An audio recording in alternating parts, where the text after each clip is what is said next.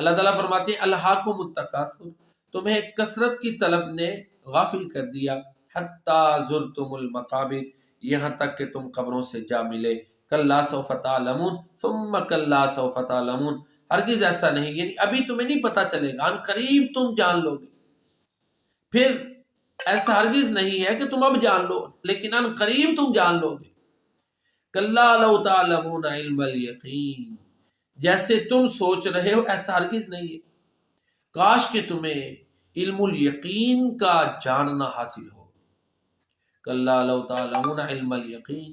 لترون الجحیم لترون الجحیم، ان قریب تم دوزخ کو دیکھو گے، ثم لترونها عین الیقین، اپنی آنکھوں سے دیکھ لو گے، ثم لتسألن یومئذ عن النعیم، پھر تمہیں نعمتوں کے بارے میں اس دن پوچھا جائے گا، پھر تمہیں نعمتوں کے بارے میں اس دن پوچھا جائے گا۔ اس میں چھوٹی سی سورہ مبارکہ میں اللہ تعالیٰ نے انسانیت کی جو توجہ ہے، اس کا جو رخ ہے، اس کی جو سوچ کی ڈائریکشن ہے، اس کو چینج کیا ہے کہ تم سبھی کچھ اس دنیا کو سمجھے بیٹھے ہو، آخرت آنی ہے،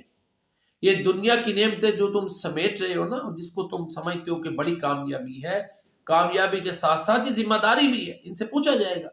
ان کے بارے میں پوچھا جائے گا کہ یہ جو تم نے نعمتیں اکٹھی کی تھی کہاں سے لی، کیسے استعمال کیا، خواہ وہ دولت ہے، عقل ہے، ذہانت ہے، شہرت ہے، کچھ بھی ہے۔ تو بہرحال سورۃ التکاثر میں اللہ تعالیٰ انسانیت کو آگاہ کرتے ہیں کہ الہاکم التکاثر، الہا جو ہے نا یہ لہو سے بنا ہے، لہو کا لفظی معنی تو ہوتا ہے کھیل تماشا، لیکن وہ چیز جو انسان کو اس کے مقصد سے روک دے، غافل کر دے، اس کو لہو بولتے ہیں۔ تو الہاکم التکاثر، کثرت کی طلب نے تمہیں تمہارے مقصد حیات سے غافل کر دیا، کثرت پر فخر کرنے نے تمہیں اللہ کی یاد سے غافل کر دیا، کثرت پر فخر جتانے نے، مقابلہ کرنے نے، کثرت کی طلب نے تمہیں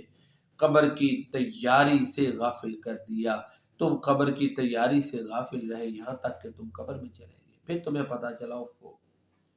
یہ تو میں غلطی پر تھا، بھولا ہوا تھا، غفلت میں تھا،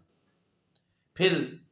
اب کیا پچھتائے ہوت جب چڑیاں چگ گئی کھیت، الہاکم التکاثر، یہ دنیا کی رنگینی، یہ مال کی کثرت کی طلب، اولاد کی کثرت کی طلب، اسی طرح یہ اچھی تہذیب ہے، تہذیب کو اچھا بنانے کی طلب، تمدن کا اچھا بنانے کی طلب، رہن سہن بھوت و باش کی ترقی کی طلب، دنیا میں سہولتیں زیادہ سے زیادہ حاصل کرنے کی طلب،